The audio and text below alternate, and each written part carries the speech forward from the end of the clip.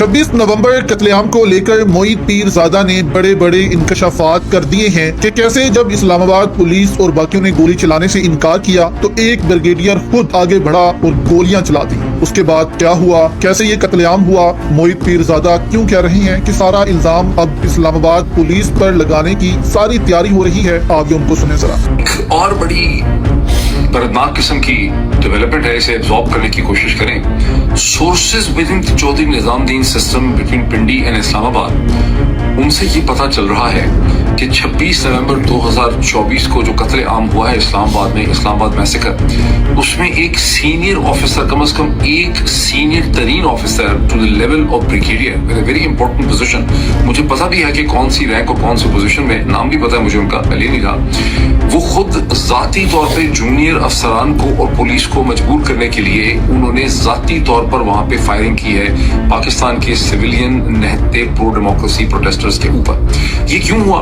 इसलिए कि वहां पर बड़ी कंफ्यूजन थी।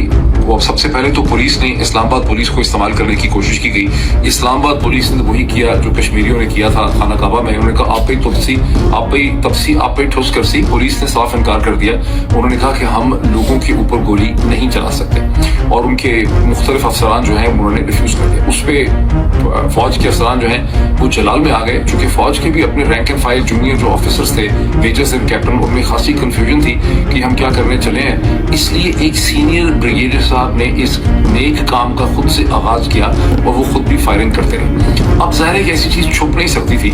ये इस्लामाबाद की पुलिस को भी पता है, ये बहुत से पॉलिटिशियंस को भी पता है, ये फौज के बहुत से अफसरों को भी पता है। तो अब एक जरूरी बनी हुई है बिटवीन इस्लामाबाद और पिंडी कि इस पूरे मामले की जिम्मेदारी जो है वो किस पर डालनी है। अच्छा, मीनवाइल ये भी ज़हन में रखिए कि जिन 12 लाशों का पीटीआई और बैरिस्टर गौहर बार बार चर्चा करते हैं कि ये 12 लोग हमारे शहीद हुए, यही कंफर्म्ड है, ये सब वही लोग हैं जो तकरीबन 4 बजे से लेकर शाम के 5:30 से 6 बजे तक के दरम्यान में जो स्नाइपर फायर हुआ है 26 नवंबर को, ये उसके नतीजे में शहीद हुए हैं। ये वही हैं जिनकी लाशें जख्मी हालत में या आफ्टर द डेथ इनकी लाशें जो हैं वो पॉलीक्लिनिक में पहुंची, पेम्स हॉस्पिटल में पहुंची और फिर मुख्तलिफ तबको दूसरे लोगों के हवाले कर दी गई। जो रात को 11 बजे के बाद से फायरिंग हुई है या 10 बजे की 11:47 का जो टाइम दिया जाता है, जो उसके बाद से फायरिंग हुई है, वो सारी की सारे लाशें जो हैं वो फौज के जो जवान हैं वो उठा के ले गए। उस इलाके को साफ कर दिया गया। उसमें शायद उनके पास बहुत से मिसिंग, इस वक्त जो लोग मिसिंग हैं प्रिज्यूम उसमें जख्मी भी होंगे।